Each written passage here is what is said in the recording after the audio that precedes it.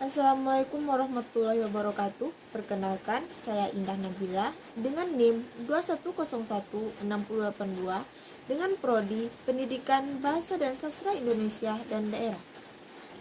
Baik, pada kesempatan ini saya akan mempresentasikan sebuah metode pembelajaran Project-Based Learning. Project-Based Learning, metode pengajaran sistematis yang melibatkan para siswa dalam belajar pengetahuan penting dan meningkatkan kualitas kehidupan melalui keterampilan. Siswa dipengaruhi proses pendidikan struktur, kompleks, pernyataan otentik dari produk yang dirancang dengan hati-hati dengan pertanyaan-pertanyaan yang diperbaiki. Fokus dalam metode ini adalah mengajak siswa melakukan investigasi dalam framework ini. Siswa mencari solusi ke masalah-masalah yang tidak biasa dengan menanyakan dan mereferensi atau menyiapkan pertanyaan, membuat prediksi, mendesain suatu rencana atau eksperimen, mengumpulkan dan menganalisis data, membuat kesimpulan, mengkomunikasikan ide-idenya, menanyakan pertanyaan yang baru, dan membuat suatu produk. Project-Based Learning dirancang untuk digunakan pada permasalahan kompleks yang diperlukan peserta didik dalam melakukan investigasi dan memahaminya.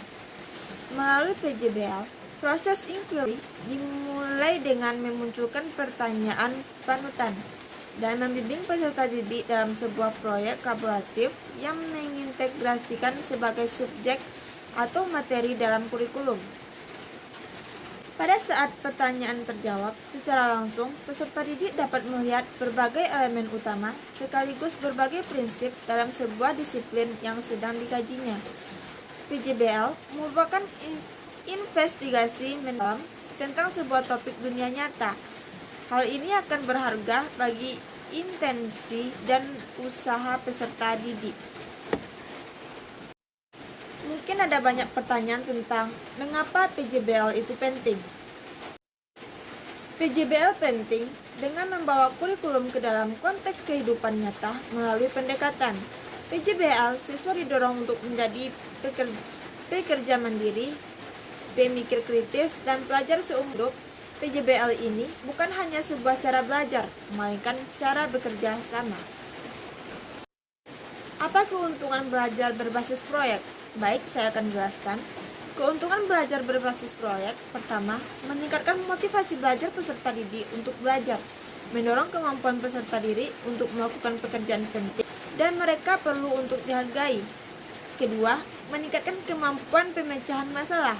Ketiga, membuat peserta didik menjadi lebih aktif dan berhasil memecahkan problem-problem yang kompleks.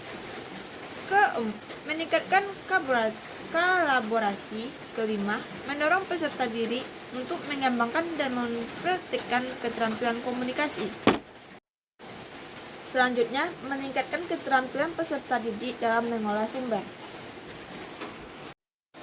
Memberikan pengalaman kepada peserta didik, pembelajaran dan praktik dalam mengorganisasikan proyek, dan membuat alokasi waktu dan sumber-sumber lain seperti perlengkapan untuk menyelesaikan tugas.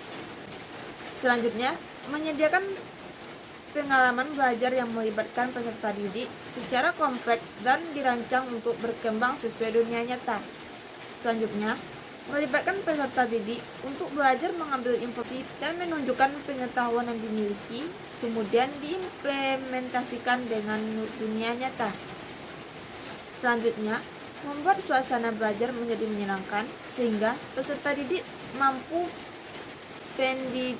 pendidik menikmati proses pembelajaran. Selanjutnya kita masuk ke kelemahan pembelajaran berbasis proyek. Pertama, memerlukan banyak waktu untuk menyelesaikan masalah, membutuhkan biaya yang cukup banyak pendidik yang merasa nyaman dengan kelas tradisional di mana instruktur memegang peran utama di kelas. Banyak peralatan yang harus disediakan. Peserta didik yang memiliki kelemahan dalam percobaan dan mengumpulkan informasi akan mengalami kesulitan. Ada kemungkinan peserta didik yang kurang aktif dalam bekerja kelompok. Ketika topik yang diberikan kepada masing-masing kelompok berbeda, Dikhawatirkan peserta didik tidak bisa memahami topik secara keseluruhan. Kita masuk ke langkah-langkah operasionalnya. Pertama, penentuan pertanyaan mendasar, menyusun perencanaan proyek, menyusun jadwal, evaluasi pengamanan, menguji hasil, dan monitoring. Selanjutnya kita mengkaji tentang sistem penilaian. Penilaian proyek merupakan kegiatan penilaian terhadap suatu tugas yang harus diselesaikan dalam periode atau waktu tertentu. Tugas tersebut berupa suatu investigasi sejak dari perencanaan, pengumpulan data, pengorganisasian, pengelolaan, dan penyediaan data. Penilaian proyek dapat digunakan untuk mengetahui pemahaman, kemampuan, mengaplikasikan kemampuan, penyidikan, dan kemampuan menginformasikan peserta didik pada mata pembelajaran tertentu secara jelas. Selanjutnya masih tentang sistem penilaian.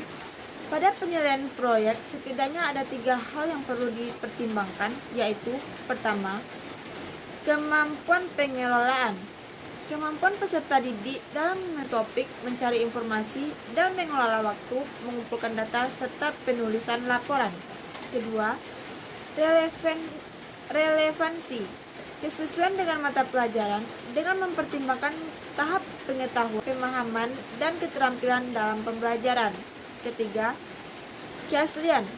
Proyek yang dilakukan peserta didik harus merupakan hasil karyanya yang dipertimbangkan kontribusi berupa petunjuk dan dukungan terhadap proyek peserta didik. Contoh proyeknya adalah matematika di kelas. Geometri, mintalah siswa menggambar menggunakan konsep geometri seperti segitiga, persegi panjang, garis sejajar, garis tegak lurus, dan sudut siku-siku. Keterampilan mengukur. Perburuan di kelas, bagilah siswa ke dalam kelompok dan mintalah mereka untuk menemukan sesuatu di ruang yang panjangnya 5 meter, 10 cm, 35 meter, dan sebagainya. Meneliti sejarah matematika. Dalam hal ini, jenis proyek mereka mungkin penelitian matematikawan terkenal, kontribusi bidang matematika, atau penelitian teori-teori matematika baru. Kemudian, mereka akan menunjukkan apa yang telah mereka pelajari dan berbagi informasi di kelas dengan menggunakan slideshow, papan display, atau lembar memo informasi sejarah matematika.